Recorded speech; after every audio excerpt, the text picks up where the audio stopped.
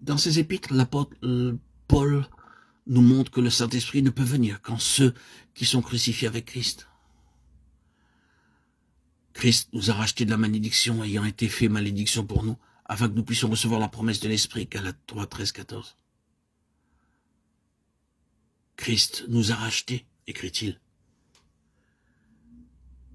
afin que nous puissions recevoir l'Esprit. Le mot racheter nous ramène au calvaire. Bien plus, il a été fait malédiction pour nous, selon qu'il est écrit, maudit est quiconque est pendu au bois, afin que nous reçussions par la foi la promesse de l'Esprit, Galates 3, 13, 14.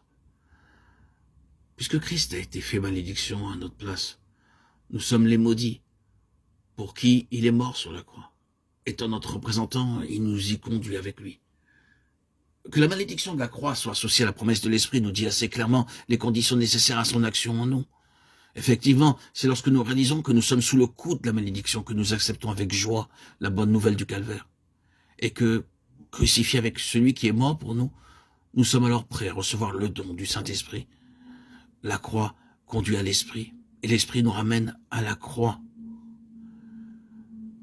C'est uniquement par la mort de Christ que l'âme peut recevoir l'Esprit, et c'est seulement par le Saint-Esprit, ainsi reçu, que le croyant peut s'unir de façon vivante à la mort de Christ. Alors, il a la pleine assurance que le Seigneur ressuscité demeure en lui.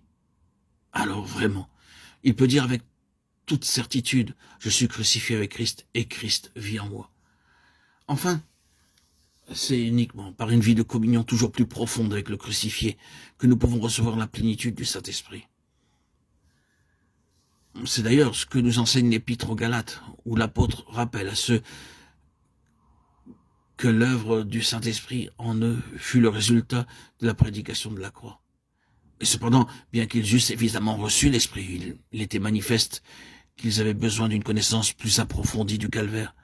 Car s'ils avaient été crucifiés avec Christ aussi complètement que l'était Paul, ils n'eussent pas été si rapidement tentés de retourner aux œuvres de la loi.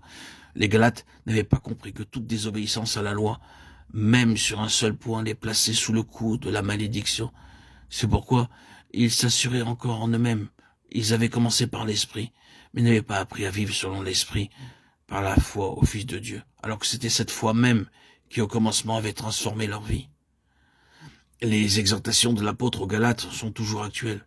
Les enfants de Dieu ont aujourd'hui, comme autrefois, besoin de les entendre.